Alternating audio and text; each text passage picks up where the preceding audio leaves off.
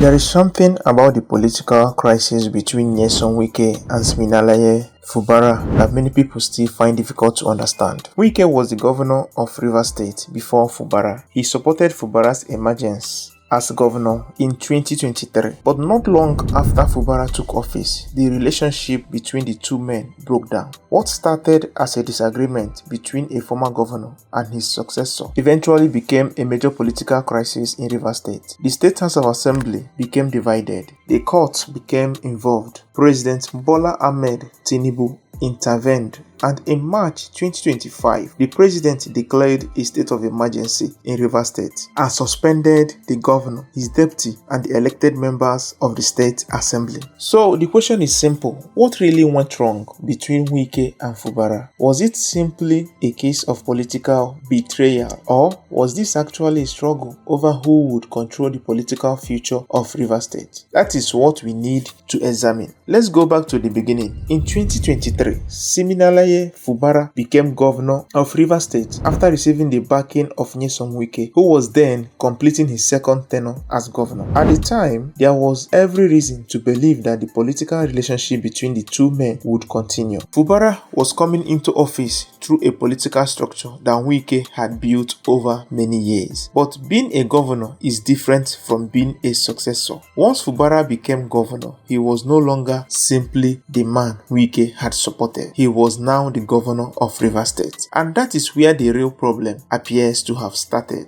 According to Wike, Fubara's major mistake was trying to build his own political structure instead of continuing with the structure that brought him to power. Wike made this argument publicly in August 2026, saying Fubara began turning against the political structure that produced him within his first 100 days in office. That is Wike's explanation. But there is another question we have to ask. What does the timeline of events tell us? Because if this was only a personal disagreement, why did the crisis spread into the Rivers State House of Assembly? Why did lawmakers become divided? Why did the dispute move into the courts? And why did the crisis eventually become serious enough for the federal government to intervene? This is where the story becomes bigger than Wike and Fubara. It becomes a story about political power. The Rivers State House of Assembly became one of the major battlegrounds in the crisis. A group of lawmakers remained aligned with Wike, while another group supported Fubara. The disagreement was no longer just about what one politician said about another. The political structure of the state itself was being pulled in different directions. And once that happened, the question became very simple. Who actually controlled the political machinery of Rivers State? The governor, the former governor, the lawmakers, or the political structure built over the years? That is the question many discussions about this crisis often miss. Because when politicians fight, we usually listen to what they say, but political analysis requires another question: what is at stake?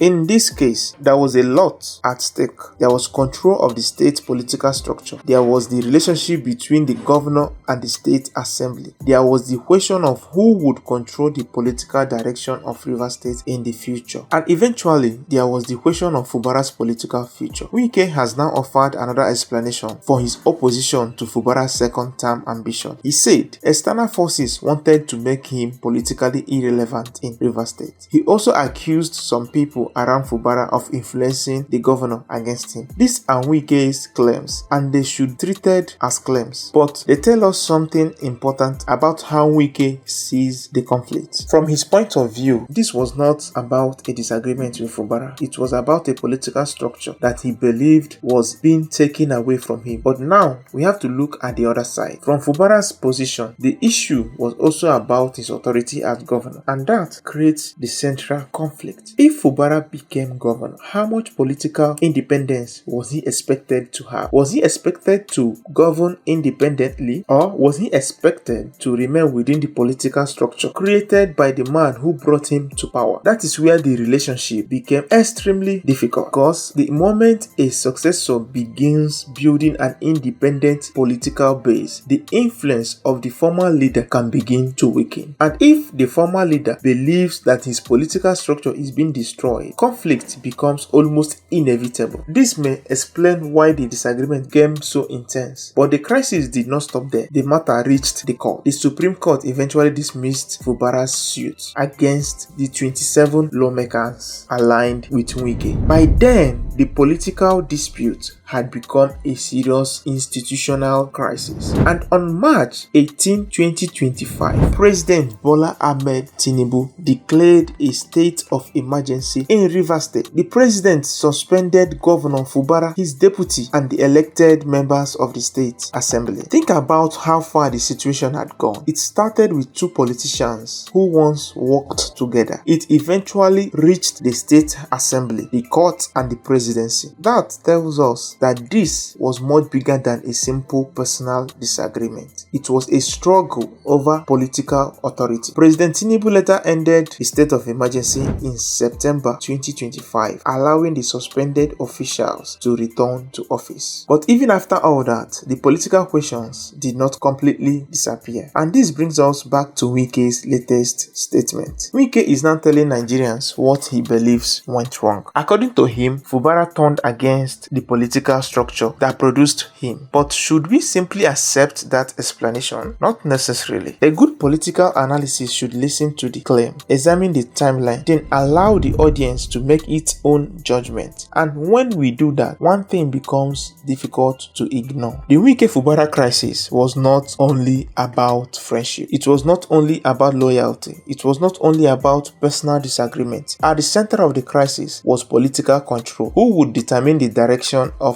Rivers State? Who would control the political structure? And who would have the strongest influence over what happens next? That is why the story remains important. Because political structures do not disappear simply because two politicians reconcile. And political influence does not automatically disappear because someone leaves office. Wike may no longer be the governor of Rivers State, but his political influence remains a major part of the state's political story. Fubara, on the other hand, has had to establish himself as a political figure in his own right. And that is perhaps the biggest lesson from the entire crisis. When a political godfather produces a successor, the real test may not come when the successor enters office. The real test comes when that successor becomes strong enough to make independent political decisions. That is when loyalty, influence, and political independence begin to clash. So, was Wike's decision to turn against Fubara really about betrayal? Was it about Fubara trying to build his own political structure?